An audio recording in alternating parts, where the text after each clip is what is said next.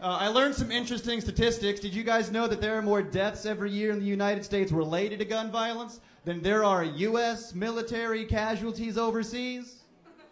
Sometimes comedy can just be a little bit too real. I don't know about you guys.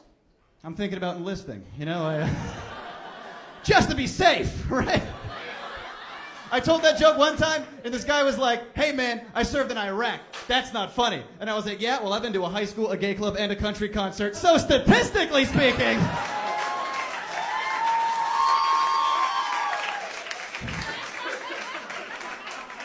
Who's the badass here? That's all I'm saying.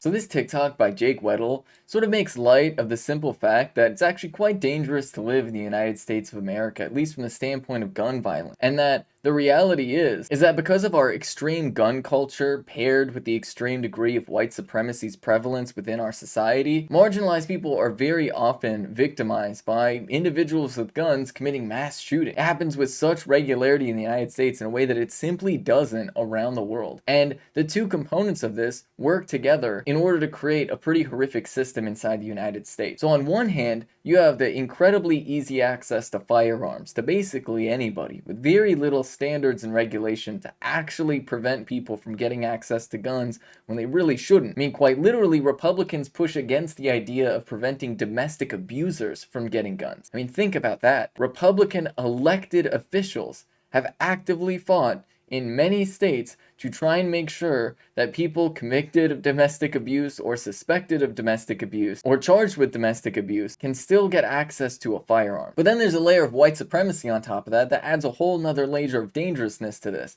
because right-wingers are running around pushing what is known as the Great Replacement conspiracy theory, and it's this absolutely absurd idea that has anti-Semitic roots and fundamentally is part of a longer, like, blood libel conspiracy theory that's been around literally since the medieval times as a slander against Jewish people. But because of this, you have all of these white supremacists that have easy access to guns that are running around committing arbitrary acts of violence. And the unfortunate reality is that our system of policing, which has an incredibly huge budget, never really seems to stop these people from doing these mass shootings. Even though we do have a ridiculous amount of technology at our disposal to identify who these people might be, like for example, using previous domestic abuse as a potential indicator for future violence. But the reason why police don't do anything about that is because fundamentally, the people that police officers victimize are the same exact types of people that mass shooters victimize. Our system of policing is so violent and oppressive in its nature, where it's not really targeted towards preventing crime. What it's really about is just directing the violence of the system. You see, police officers are incredibly brutal and cruel to black and brown folks, to homeless folks, to queer folks,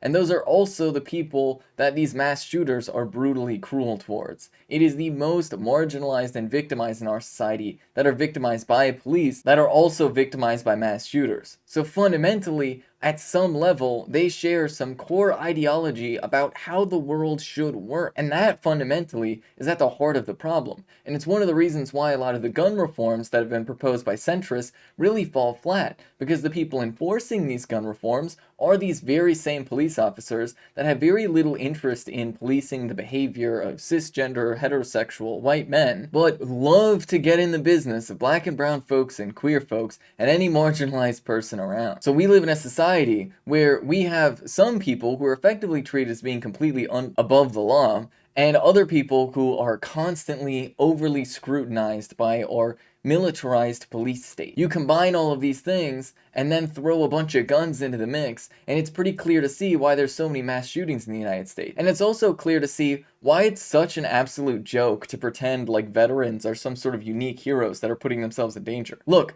I'm a veteran. I'm gonna tell you right now, veterans are not heroes. And veterans definitely don't do anything to protect your freedom or to keep America safe. That is just fundamentally not true. Nobody's trying to take away our freedom, and nobody is trying to invade the United States. That's not a thing that any country wants to do. And so yeah, there are a lot of shocking numbers that reveal that if you compare how dangerous it is to be a person in the military today versus how dangerous it is to even just be like a school child, you start to realize the extreme imbalance and horrific nature of our society, you start to realize the very simple fact that the institutions that promise that they're there to protect us are actively putting us in danger.